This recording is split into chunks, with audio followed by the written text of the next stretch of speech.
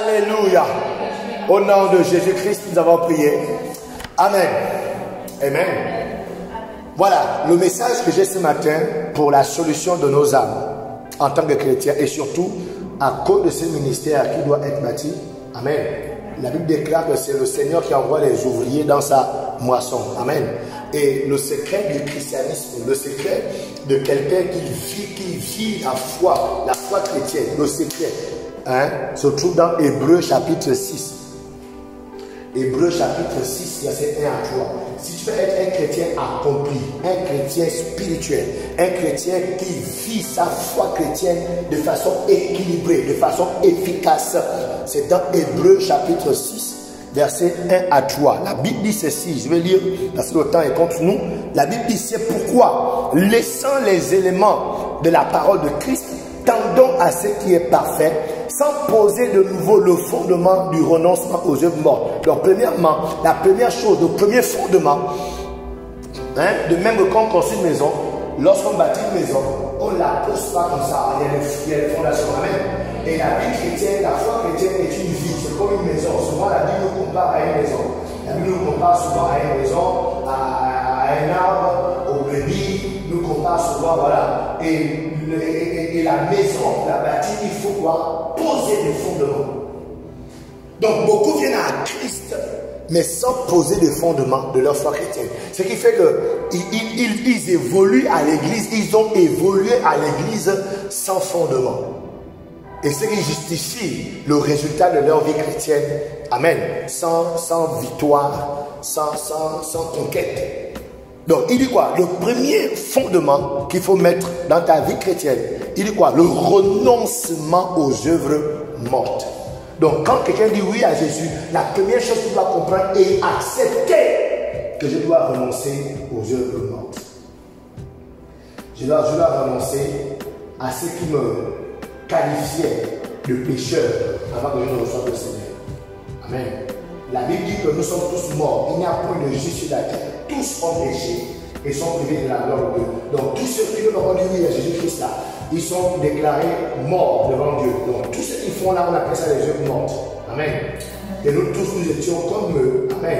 Mais nous, on a eu la grâce de recevoir le Seigneur Jésus-Christ. Donc quand on vient à Christ, on doit comprendre, accepter qu'il y a des œuvres mortes dont on doit renoncer. On n'a pas besoin de faire un séminaire sur ça. Amen. On n'a pas besoin de faire un séminaire aux chrétiens qu'on ne vole pas. Un chrétien ne vole pas. Amen. C'est-à-dire que le chrétien doit savoir secrètement la conscience que Dieu nous a donnée. Nous savons tous que voler n'est pas chrétien. Amen. Le chrétien ne vole pas. Autrement dit, le chrétien doit renoncer au vol. Bref, ce n'est pas ça le sujet. Mais voici le premier fondement. Il faut l'accepter.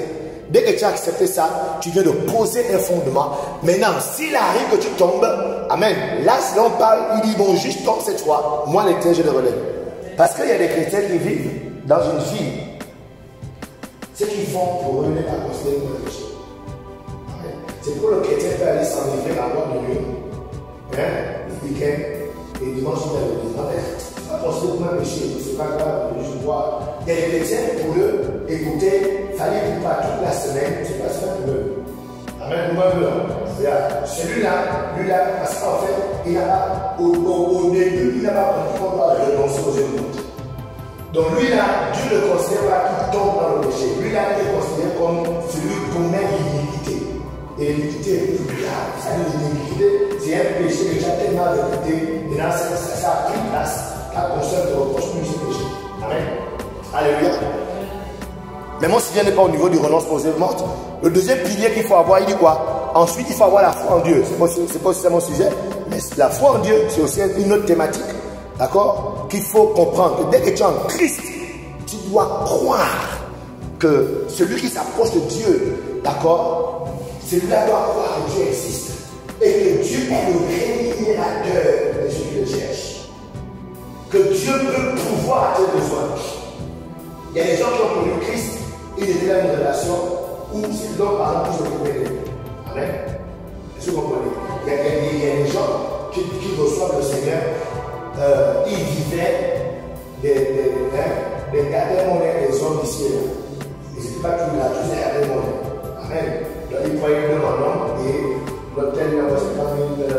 Mais dès que tu es chrétien, le fondement de la ta foi en Dieu va te donner la force de renoncer à cette vie.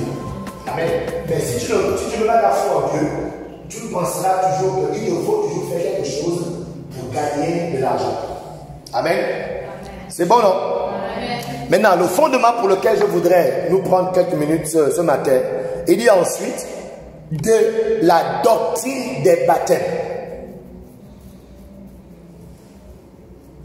Donc, la doctrine des baptêmes. Donc, le chrétien qui veut avoir la victoire dans sa foi chrétienne et être un instrument de Dieu, il doit accepter que dans sa marche chrétienne, il y a ce qu'on appelle les baptêmes.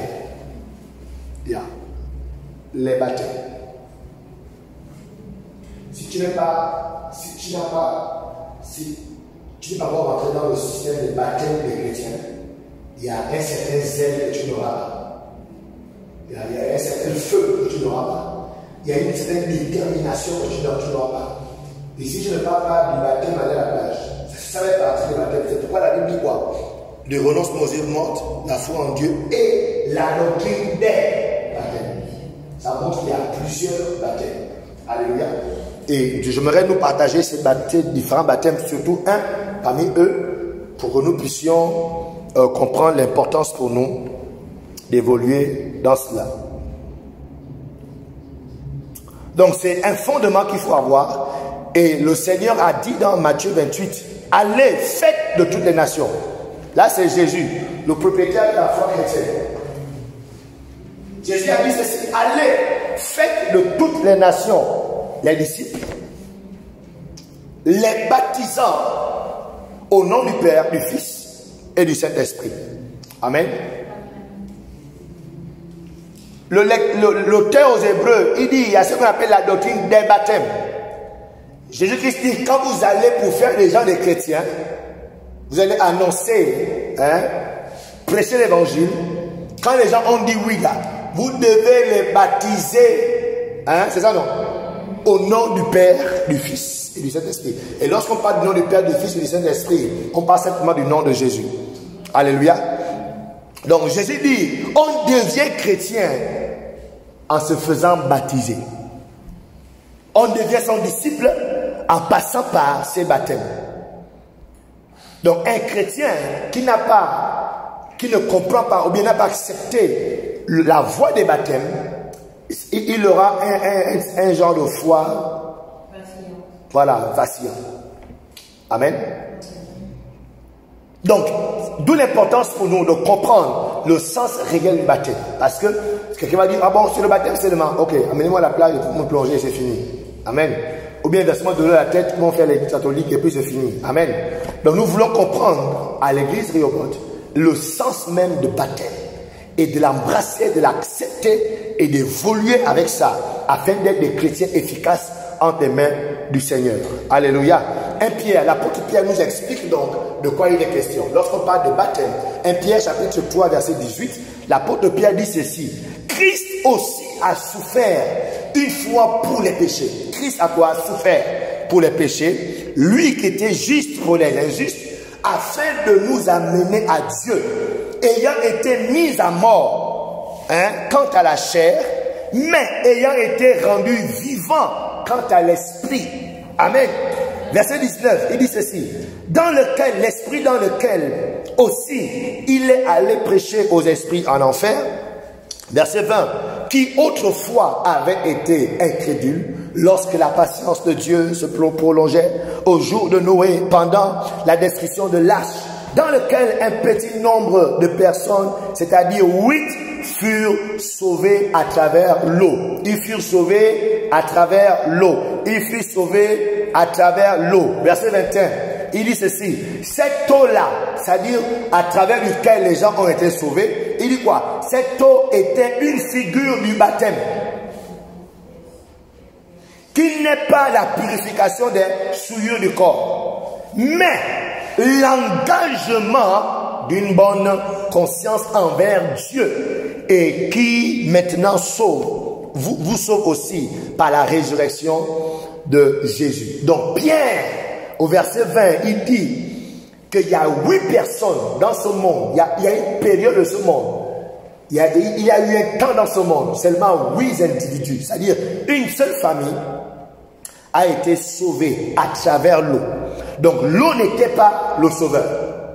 Ce n'était pas l'eau qui les a sauvés, mais c'était à travers l'eau qu'ils ont été sauvés. Parce que l'eau en question était le jugement de Dieu. Dieu a décidé de juger ce peuple, il a fait pleuvoir pendant 40 jours, amen. Donc l'eau était le jugement de Dieu, mais ce jugement était important parce qu'il fallait créer la différence entre ceux qui croient et ceux qui ne croient pas. Alléluia. Donc, dans un sens, c'était un jugement, mais dans un autre sens, ça a permis de créer la différence. Alléluia. Yes. Au verset 21, il dit que cette eau était la figure du baptême. Vous voyez? Donc, on voit ici que le baptême, en fait, vient comme pour créer la différence entre les croyants. Amen. Le baptême vient comme pour exercer le jugement entre ceux qui sont vrais et ceux qui sont faux. Entre ceux qui sont là et ceux qui ne sont pas là. Alléluia. Yes. Tout à l'heure, on va le voir. Il dit quoi? Mais le baptême est donc quoi? Un engagement d'une bonne conscience envers Dieu. Donc n'oublions pas que depuis le matin, du moins depuis ce matin, nous sommes en train de vouloir traiter la question.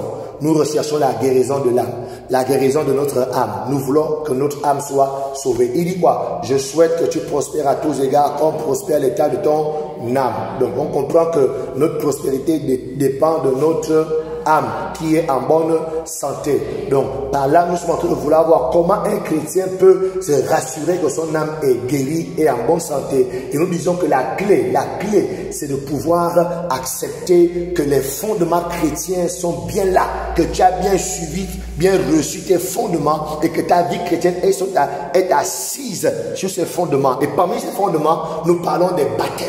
Alléluia. Et ici, l'apôtre Pierre nous explique que le baptême, c'est quoi? C'est un engagement.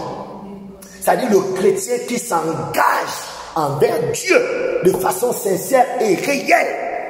C'est ça le baptême. Alléluia. Nous le disons pourquoi? Parce que malheureusement, beaucoup de personnes visitent les assemblées, mais peu sont ceux-là qui s'engagent réellement envers Dieu et envers son Église. Amen. Donc, lorsque Jésus parle d'aller baptiser les gens en son nom, il dit allez en les baptisant en mon nom. C'est comme ça que les gens deviennent chrétiens. Donc, Jésus est donc en train de dire, écoutez, amenez les gens, allez-y les engager. Prêchez l'évangile, engagez-les en mon nom. Amen.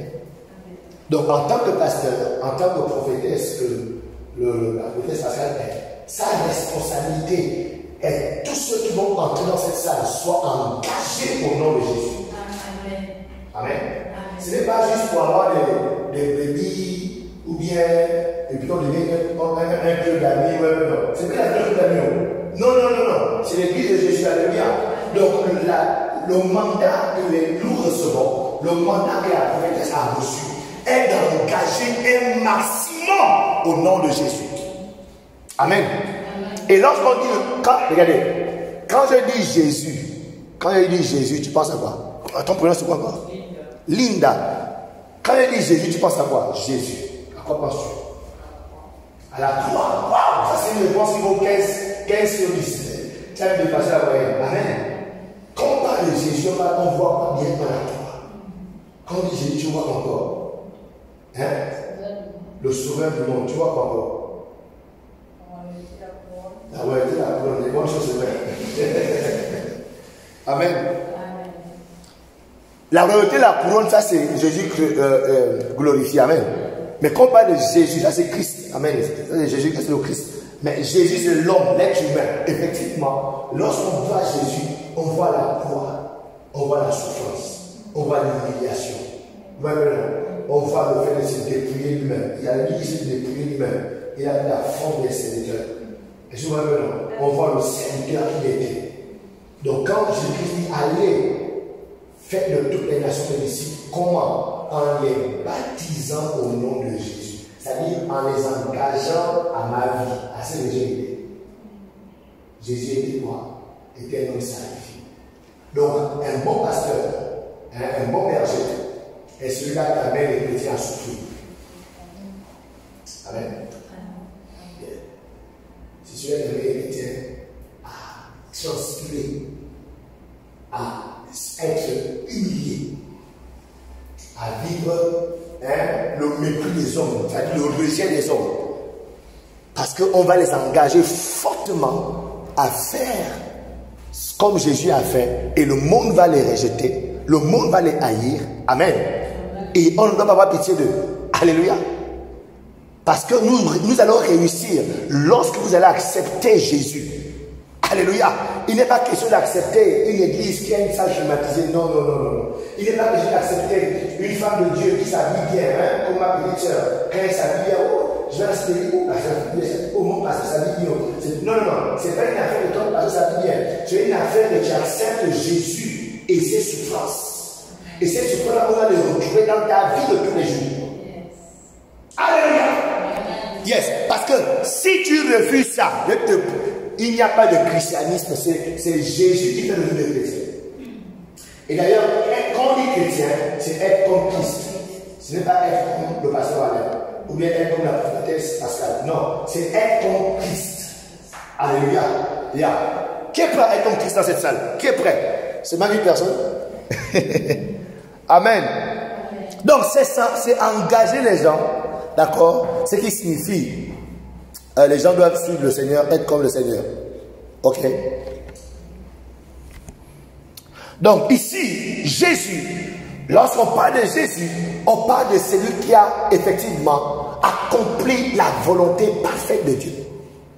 Tous les hommes que Dieu a utilisés, personne n'avait été trouvé digne de faire toute la bonne volonté de Dieu. La Bible dit que personne n'avait été trouvé digne d'ouvrir le livre ni d'en rompre les sceaux. Mais lui seul a été trouvé digne. Donc lorsqu'on parle de Jésus, on parle de quoi? De celui qui a fait toute la volonté de Dieu. Donc ici, quand tu dois t'engager au nom de Jésus, c'est-à-dire tu dois t'engager à laisser la volonté parfaite de Dieu s'appliquer totalement, entièrement dans toute ta vie. Amen. Pas seulement pour tes cheveux, et puis tu laisses les ongles. Pas seulement pour tes ongles, et tu laisses les vêtements. Tous les domaines de ta vie, la volonté de Dieu doit être oui et amen. Amen. Yeah. Dans tes choix, dans tes relations, dans ton travail, oui et amen. Donc lorsqu'on arrive à ce niveau, on est sûr que notre chrétienté sera équilibrée. On est sûr que le fruit qui sortira de nous sera le bon fruit. All right? Ok. Accordez-moi 10 minutes et je vais m'arrêter là. Donc il y a donc plusieurs baptêmes. Amen. Plusieurs baptêmes. Le premier baptême qui est important, d'accord, pour lequel nous devons nous engager, on appelle ça le baptême de Jean. Alléluia. Le baptême de Jean, quand vous étudiez son ministère, je vais aller vite, ok. Le baptême de Jean est simplement ce qu'on appelle un baptême de repentance. Amen. C'est-à-dire, le chrétien doit s'engager à avoir une vie repentie. Ok. Il y a une vie repentie.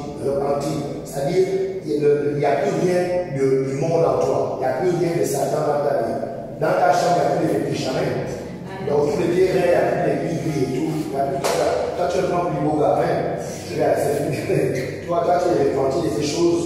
Tu ne vois plus les pareils aux autres. Amen. C'est ça, non? Toi, tu es repenti de ça. Donc, tu dois t'engager à une vie repentie. C'est pourquoi le Corinthiens s'est inspiré par Christ. Il est quoi? Une nouvelle créature. Les choses anciennes sont passées. Toutes choses sont devenues nouvelles. Amen. C'est pourquoi Jean va déclarer dans Matthieu 3:11. Il dit, moi je vous baptise d'eau pour vous amener où? À la repentance. Deuxième baptême, c'est le baptême chrétien. Le baptême des chrétiens, qui est simplement le baptême pour accomplir la justice. C'est-à-dire, c'est une formalité qu'on remplit. Amen. Sinon, en réalité, c'est une formalité. Vous savez, vous connaissez la formalité, non? C'est-à-dire, je vais, c'est juste une formalité. Je vais en France, j'ai là mon visa, tu vois un peu, non? J'ai là mon billet. Bon, il faut les formalités de police. Tu vois un peu, non? Donc, si tu es correct, il n'y a rien qui va faire rester encore. C'est juste le tampon qu'ils vont juste mettre, ils vont juste regarder les effets, il y a pas le champ de langue un peu, et puis, c'est ok. Voilà. Donc, le baptême chrétien, ce n'est qu'une formalité. Sinon, le baptême chrétien n'ajoute rien de particulier dans notre vie chrétienne. Alléluia. Et c'est ce qu'on fait à la plage. Lorsqu'on nous amène et on nous plonge dans l'eau. Sinon, le baptême chrétien ne fait pas de nous des chrétiens. Le baptême chrétien ne nous donne pas la force de nos péchés.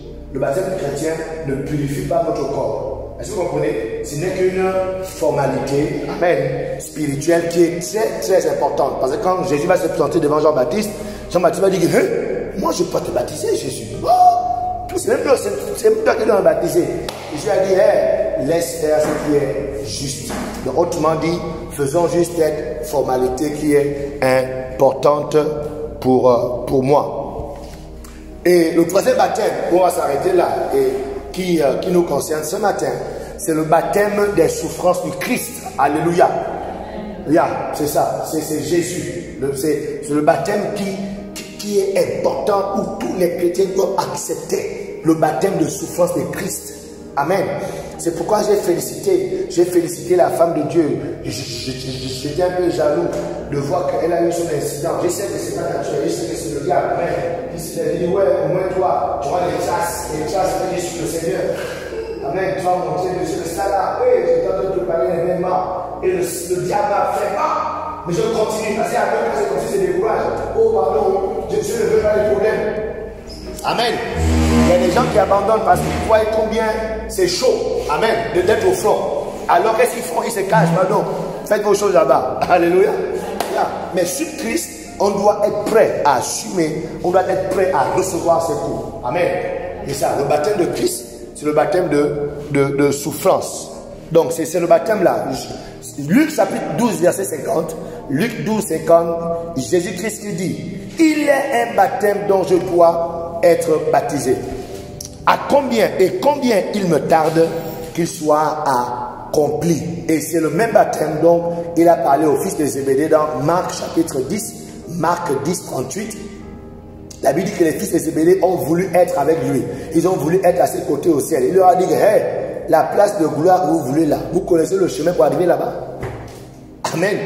Il dit, vous ne savez pas ce que vous demandez. Pouvez-vous boire la coupe que je dois boire ou être baptisé du baptême dont je dois être baptisé? Hey, toi tu veux être assis à côté de Jésus. Comment tu vas faire ça? Amen. Donc c'est ça, le baptême de souffrance. Donc Jésus parlait de la souffrance. Quand il parlait des baptêmes de souffrance, il est question de baptême, du moins, il est question de souffrance. Ok?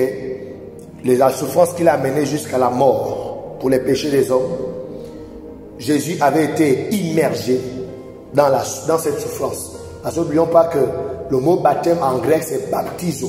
Baptizo qui veut dire être plongé totalement. Amen.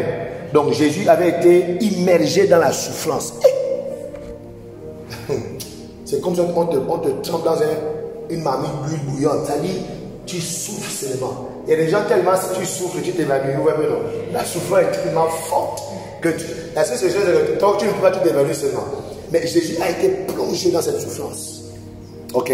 Il devait être immergé dans cette souffrance, enseveli dans le tombeau et ensuite être ressuscité. Alléluia. Donc le chrétien qui veut connaître la gloire, il doit être prêt à assumer ce baptême de souffrance. Amen. Nos ministères aujourd'hui, par la grâce de Dieu, la grande famille Foursquare, si on doit accepter, on doit être prêt à voir la gloire de Dieu dans ce ministère, nous devons accepter de souffrir dans notre chair. Amen. Et ça a commencé avec notre prophétesse. Amen. On ne doit pas fuir. Parce que selon la gloire qui doit arriver à ce ministère, à cette grande famille que nous sommes, les souffrances qui sont relâchées. Personne n'arrive à la gloire ici. Moi, l'année dernière, quand on organisait la conférence, pour ceux qui étaient là, moi j'ai eu ce qu'on appelle le burn-out. Déjà le burn-out, j'ai eu ça. Le burn-out, c'est la fatigue sévère. C'est que l'autre a eu un président d'un certain pays dont la lettre commence par la lettre de la famille. Il a eu la fatigue, comme ils ont dit. Moi aussi j'ai eu ça. C'est-à-dire, pendant que j'étais là dehors, chaque soir quand je rentrais, j'avais des fractures. Et un jour, mon épouse rentre me joue sous les visages, tout ça. Amen. Mais de normalement, il faut être là. Ça fait partie du truc. C'est ça le truc. Amen. Donc, c'est ça. Donc, pour arriver à ce niveau-là, ok, faire la volonté de Dieu, laisser la volonté de Dieu se faire dans ta vie, ça ne se fait pas, on est allongé et on a tout ce qu'on veut dans la vie. Il y a des choses dont il faut se priver. Il y a des choses qu'il faut abandonner. Il y a des relations dont tu es obligé de se séparer parce que c'est la volonté de Dieu. Il y a même des endroits que tu ne dois plus aller parce que c'est la volonté de Dieu. Et ce n'est pas toujours plaisant. Est-ce qu'on est ensemble? Yeah, ce n'est pas toujours plaisant. Donc on ne peut pas faire la volonté de Dieu et ne pas accepter de souffrir dans notre chair. Ok? Donc c'est le challenge devant lequel tout chrétien, d'accord, va passer. Et quand tu acceptes ça, c'est-à-dire, c'est une purification dans ton âme. Et peu importe la blessure qu'il y a, c'est là où il dit quoi? L'Éternel est mon berger. Souvent, chantant, moi, l'Éternel est mon berger, je ne m'en rien. Non, quand il dit berger, ça veut dire que c'est toujours. Vous comprenez ça? Un berger contrôle le non. Donc, si tu ne te contrôles pas, il ne peut pas être ton berger. Autrement dit, il ne peut pas respecter ton âme. Donc on doit arriver à un niveau. C'est pourquoi la Bible dit que si tu crois au Seigneur, hein, si tu reçois Jésus comme Seigneur et Sauveur. On ne dit pas comme Sauveur et Seigneur, non. Comme Seigneur et Sauveur. Donc il doit d'abord t'attraper pour te sauver. Alléluia. C'est ça. Waouh. Donc la question de ce matin est dans quoi votre oui va vous conduire. Le oui de Jésus pour la volonté de Dieu, il était à Gethsemane, il a prié, oh Père, si c'est possible, éloigne-moi cette coupe, si c'est possible, parce qu'il a vu la souffrance, il a vu la peine. Mais il dit toutefois, non pas ce que je veux, mais laisse que ta volonté soit faite. Donc il a dit oui à la volonté de Dieu, ça l'a conduit où? À Golgotha, à la croix. Mais toi, ton oui de la volonté de Dieu va t'amener où? Dis à ton voisin, ton oui là va t'amener où? Tu vas pleurer quoi? Tu vas pleurer qui? Disant oui au Seigneur. Alléluia. Yes. Wow, merci Seigneur. Donc retenons que ce qu'est le baptême. Le baptême, c'est donc un engagement volontaire. Amen. Ce n'est pas un forcé. C'est-à-dire, chacun dans son intimité, bam, il réalise et il décide. Moi, lorsque le Seigneur m'a pris au ministère, j'étais seul dans ma chambre. Ce n'est pas un pasteur qui m'a dit non, voilà, tu sais, on a mis l'église pour au Gabon. Donc, moi, je suis au Sénégal. Donc, vraiment, il faut qu'on amène l'église au Gabon. Non, non, seul dans la chambre, dans mon intimité avec le Seigneur, bam, je reçois l'appel à servir Dieu en tant que pasteur. Quand j'ai parlé au Sénégal, c'était pas dans mon projet. J'ai jamais imaginé d'être juste pasteur, jamais, même un peu. Je voulais être ingénieur en télécommunication. J'étais déjà en intro dans ma formation. Je me programme déjà, comment est-ce que je vais être un grand patron. Je vais travailler sur la tête ou bien à Gabon Télécom. Et là, soudainement, par dans l'intimité, il dit, je sais pas ce qu'il laisse, tout ce qu'on va faire. Dans l'intimité, donc je crois que je me suis dit oui de façon volontaire et personnelle. Je m'engage. Donc du coup, peu importe ce que je dois souffrir, d'accord, je ne peux pas me donner à quelqu'un pour nous à cause de toi. Alléluia. Yeah. Et les chrétiens, aujourd'hui, il y a tous les pasteurs. Comment, voilà, le pasteur est prêché à l'église. Maintenant, en rentrant à la maison, j'ai supprimé tous mes contacts. Les gens viennent maintenant. Maintenant, je souffre à cause de eux. Pourquoi tu m'accuses? Amen. Est-ce que c'est moi qui suis à la porte? Tu vas dire oui à moi, tu vas dire moi, un peu différent. Tu as dit oui à Jésus. Amen. Donc, je suis prêt donc à subir. J'accepte tout ce qui va, tout ce que je dois payer. Tout ce pourquoi je dois souffrir, parce que je dis oui au Seigneur. 1 Pierre 3, il a dit, cette eau était une figure du baptême. Ce n'est pas la purification des souillures du corps, mais l'engagement d'une bonne conscience envers Dieu. Donc je voudrais donc, pour terminer, vous parler des niveaux d'engagement qu'on retrouve donc à l'église. Donc nous sommes là ce matin, auquel le nombre que nous sommes.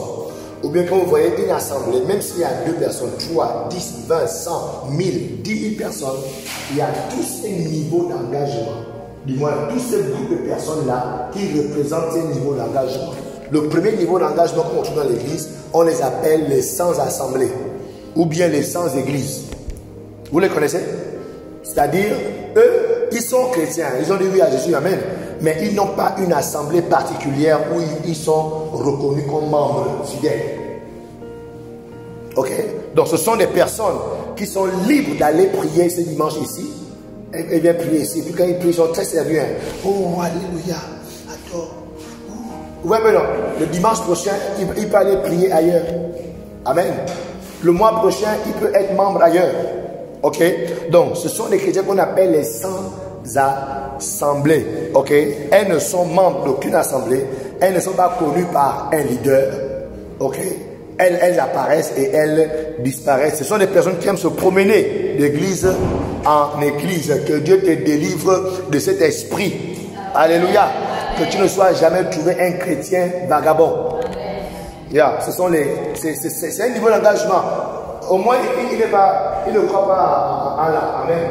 Ou bien en Amen. Au moins, il ne croit pas au Brésil ou bien au Biti. Ok? Il croit en Jésus, mais il n'a pas d'assemblée. C'est un niveau d'engagement et c'est le plus bas niveau d'engagement qui existe. Deuxième type d'engagement qu'on retrouve dans les églises, il y a ce qu'on appelle les chrétiens de la foule. Ok? Les chrétiens de la foule. Donc c'est le plus petit niveau. Tu as commencé l'engagement, mais c'est le plus petit niveau. C'est comment on dit, la première marche d'engagement. Ok? Ça veut dire qu'à tout moment, tu peux toujours enlever ton pied et reculer. Amen. Donc c'est le plus petit niveau d'engagement. Ces personnes de ce type ne sont dans l'église que lorsque les choses vont bien dans leur vie. C'est quand tout va bien dans la vie que tu les vois à l'église. Amen. C'est quand la fin du mois est arrivé et qu'il a eu son salaire et que tu le vois à l'église, il danse le plus à l'église. Alléluia. Pourquoi? Parce que dans la bouche, il y a un esprit. Ouais, mais non. Et là-bas dans le corps, il y a un virement. Tu le vois, le Seigneur, ou bien il a un bon boulot cette semaine, il a eu un travail. Il a eu, il se fait le Seigneur. Je vais quitter de la foule. Alléluia. C'est un petit niveau d'engagement. Alright? On ne peut rien faire avec ces chrétiens. Ou bien ils sont des chrétiens parce que l'église ça va bien en ce moment. Voilà, on a les instruments. Il y a des chrétiens qui ne peuvent pas rester dans l'église parce qu'il n'y a pas d'instruments. Ouais, mais non. Parce qu'il n'y a pas de micro, parce qu'il n'y a pas de clim. Il n'y a pas de clim. C'est trop chaud dans l'église. Où la chaque église où il y a la clim. Alléluia. Yes. Ou bien l'église, il n'y a pas la couronne, les chants de gens bien. Il va papillonner dans l'église, vous cherchez l'église où on chante bien comme il aime. Et il reste là parce qu'ils sont chante bien. Ce sont les chrétiens de la foule. Que Dieu te délivre de ce niveau d'engagement au nom de Jésus-Christ de Nazareth. Yes. Le troisième niveau d'engagement, ce sont les chrétiens qu'on appelle l'assemblée. Le niveau qu'on appelle l'assemblée. Ce sont les membres. Ce sont les membres. Donc cet engagement concerne donc les personnes nées de nouveau et ayant pris leur baptême chrétien. Mais ce sont des personnes qui sont dans l'église, sont même engagées dans les comités, mais dont la vie de péché est encore très présente. Et quand tu es en Christ et que ta vie de péché, autrement dit, comme on a dit tout à l'heure, c'est-à-dire le fondement qu'on appelle le renoncement aux éléments n'est pas encore présent dans ta vie, à tout moment tu peux partir. Tu peux être membre de la chorale, tu peux être même secrétaire du pasteur, amen. Tu peux même être celle qui officie, amen. Mais tant que tu es encore ancré dans le péché, peu importe la raison qui t'amène à entrer dans le péché, à tout moment tu peux partir. Amen. Pourquoi? Parce que l'église est spirituelle. Amen. Hein? L'assemblée. Oui. Les membres. Tu peux dire ce que tu mets les membres de l'église. Ok? L'église, elle est spirituelle. Et l'église a pour ennemi qui? Satan. Alléluia. Yes. Et tant que tu as les choses de Satan en toi, Satan peut faire ce qu'il veut. Bon, regardez un peu. Bon, le PDG existe. Quel parti politique qui existe en ce moment? Le PDG existe pas. Ok, le PDG. Prenons le PDG. Olivier là, les salons. Imagine ils font le bruit. Ah, vraiment, Olivier, c'est pas normal. C'est quel politique ça? Bah, est-ce qu'Olivier bouge? Olivier les connaît tous, non? Il sait comment c'est. S'il va faire, il a tous, non? Il a tous leur dossier. Oui, non. Est-ce qu'ils sont forts? Est-ce que actuellement Billy est fort? Non. Si Olivier décide de fouiller, il va aller toujours non plus. N'est-ce pas, non? Donc, c'est les chrétiens assemblés là, ils sont conseillés de Satan. Tu peux le voir chercher des mots là. Attends, les gars, c'est dans le toi. Donc, toi, si tu me là, tu vois quelque chose avec toi. Vous pouvez un peu non. Yes. Donc c'est pourquoi on dit que ce niveau d'engagement, gloire à Dieu, tu es déjà membre de cette église, gloire à Dieu, tu as accepté Rehoboth comme ta famille, tu es déjà engagé dans le comité, mais tu dois régler le problème de péché. C'est très important. Parce que Jésus-Christ a dit quoi? Satan vient, il vient toujours, mais il n'a rien à moi. Il n'y a rien de Satan à moi. Donc on doit être un Satan comme ça. Satan vient, mais il n'y a rien de Satan dans ma vie. Donc c'est pourquoi je peux me tenir là contre lui et lui résister. Alléluia. Je me rappelle au village, dans mon village, là où j'ai grandi, souvent il y avait souvent des problèmes de famille. Telle famille contre telle famille, malade, bagarré, même ce chose. Mais il y a j'avais deux fois, on arrive pour la lettre, et puis je suis, on ne s'insulte pas. Il y a un qui regarde le de la famille, non? Toi aussi, tu t'amuses toi aussi. Et du coup, dès qu'on embrasse, elle même toi aussi. Et silence. La personne se tue jusqu'à la fin de la bagarre.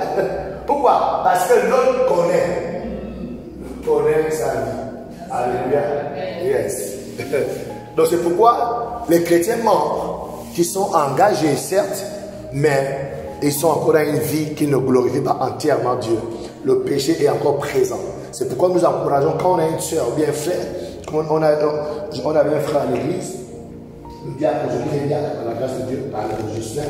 Quand il était gagné à Christ, il était en concubinage. Donc dès qu'il était gagné, le premier chantier qu'il fallait, je savais, pour que sa foi, sa vie chrétienne décolle, il fallait qu'il régularise la situation. Et je priais Dieu, je demandais au Seigneur comment on va faire. Là, ça fait 10 ans qu'il veut rien faire. Et même moi, je n'ai aucune force. Je dis non, va, on sait pas, c'est pas possible. Donc on le tue Dieu de gérer ça, pour ça, grâce à la miséricorde de Dieu. Je dis ça, c'est qu'il a fait grâce. Il s'est marié avec une soeur. Amen. Mais je savais que à cette posture-là, je ne peux rien faire de grand avec lui. Je peux l'engager à un certain niveau. Amen. Parce que Satan a quelque chose de lui dans sa vie. Maintenant, aujourd'hui, il est marié. Allez, on peut venir servir le Seigneur correctement. Amen. Ce sont ces vérités-là qui sont là. Et c'est le troisième niveau d'engagement. Le quatrième niveau d'engagement, ce sont les membres maintenant engagés. Ça c'est un bon niveau, d'accord? C'est un niveau qui ressemble au niveau d'amitié. C'est-à-dire, il y a des amis qui viennent pour toi comme des soeurs et des frères. C'est-à-dire, c'est ton ami, c'est-à-dire son problème et ton problème. Amen. Ce sont les chrétiens, amen, qui sont différents des chrétiens juste engagés. Amen. Les chrétiens juste engagés, ce sont les chrétiens. Si j'écrase sur l'orteil aujourd'hui, elle dira, elle va sortir cette fois-ci. Je vais me créer l'orteil comme ça. Il va marcher devant la c'est pour dire que les chrétiens, justement, on a expliqué tout à l'heure, troisième niveau, c'est-à-dire l'offense est faite par Satan. Parce qu'on l'a mal parlé, il va partir, il est offensé, il est déçu, il est découragé, il va partir. Donc, quel fond doit se donner. Mais le niveau d'amitié là, c'est un niveau où on m'offenser, je reste à la maison. On va briser, je reste là. Amen. Mais le seul problème avec ce niveau, c'est que entre deux amis de sexe opposé, amen, par exemple aujourd'hui, avec la soeur, malgré le niveau d'amitié qu'on peut avoir, amen, jamais mon bonjour ne peut lui donner dans le côté. Donc le niveau d'amitié va faire en sorte qu'il n'y aura pas de fruit de ta chrétienté. Alors que Jésus a dit dans Jean chapitre 15, verset 16, il dit, je vous ai établi afin que vous puissiez porter des fruits. Donc ton chrétien doit produire quelque chose. Et ce fruit-là est visible. Quels sont les gens qui sont impactés par ta foi chrétienne? Combien sont impactés par ta vie chrétienne? Amen. Et ils sont prêts aussi à suivre Jésus. C'est là où le Seigneur nous attend. C'est à ce niveau. Donc chaque chrétien de cette église doit avoir une challenge. Que moi-même seul, chaque mois, je dois amener quelqu'un. Mais ce n'est pas juste à la bouche. En fait, c'est le fruit, le produit de ta vie chrétienne. C'est ce qui amène au dernier niveau d'engagement qu'on appelle le niveau de noyau. Le niveau de tout saint. Donc chaque chrétien doit aspirer à être engagé au niveau 5 d'engagement. Le niveau 5, qu'on appelle le noyau, c'est le niveau le plus élevé, c'est le niveau de marié, que non vous êtes marié. Et la Bible dit quoi? Que l'église est l'épouse de Christ. Alléluia. Donc tu dois aspirer à ça, qu'à ce niveau, il n'y a point de divorce. Jésus et moi, c'est jusqu'à la mort. Amen. Je suis membre de Rehoboth, rien ne peut me séparer. En tout cas, tant que la prophétesse, amen, suit Jésus, rien ne peut me retirer de Rehoboth. Alléluia. Tant que la prophétesse suit Jésus, rien ne peut me retirer d'elle. Ça, c'est le niveau le plus élevé. Et quand tu arrives à ce niveau, tu produis le fruit. Amen. Tu produis du fruit. Et ta chrétienté est visible. Et tu es sûr que peu importe ce que tu souffres, ce qu'il y a dans ton corps, vu que tu es connecté maintenant de façon spirituelle au Seigneur, c'est là où maintenant, ce qui est du Seigneur, ce qu'on appelle la nouvelle alliance en Christ maintenant, est maintenant ton partage. Tu es détaché de l'ancienne alliance. Les alliances où il y avait la malédiction, les gens de Bakota, ou bien de Bapounou, ou un peu non, les gens de Mouila, les mitains qui sont là-bas, qui sont dans ton sang, ils vont disparaître. Alléluia.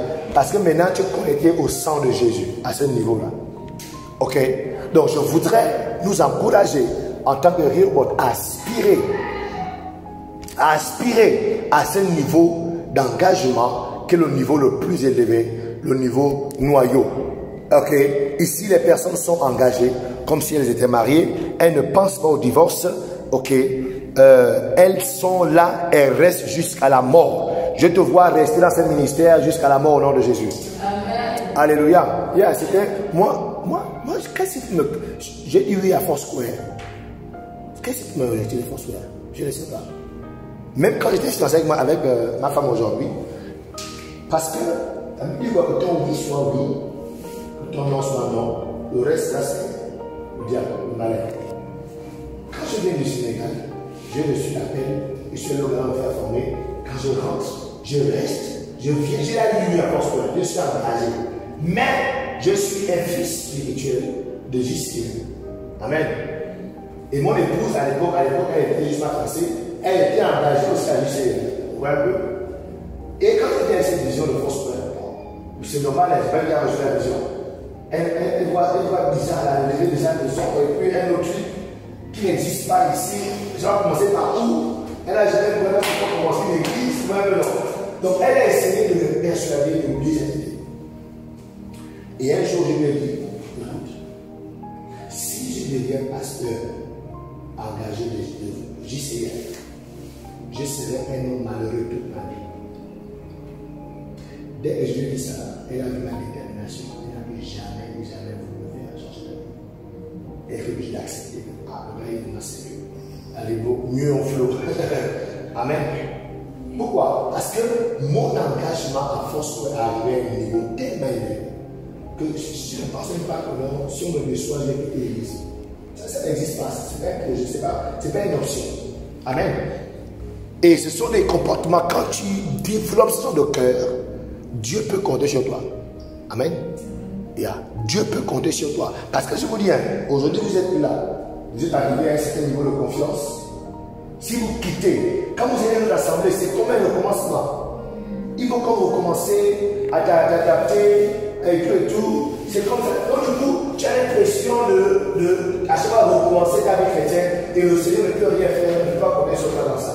C'est prévu quoi? Je vous ai appelé, je vous ai établi un endroit. Je vous ai planté là afin que vous portiez du fruit. Et l'arbre porte du fruit de 6 l'arbre reste un endroit pendant longtemps. Si tu plantes ton arbre ici aujourd'hui, dans 2 semaines, bien dans 2 mois, tu l'enlèves là pour l'amener ailleurs. Dans 6 mois, tu l'enlèves encore pour l'amener ailleurs. Cet arbre va mourir. Alléluia. Donc pour porter du fruit, il faut être à un endroit pendant très longtemps. Et là, on est sûr que non seulement tu vas bien croître, les branches vont sortir, et là, le fruit pourra sortir et sera visible. Que cela soit ton partage au nom de Jésus-Christ. Que cela soit ton partage au nom de Jésus. Est-ce que tu peux acclamer le Seigneur ce matin? Acclame le Seigneur ce matin.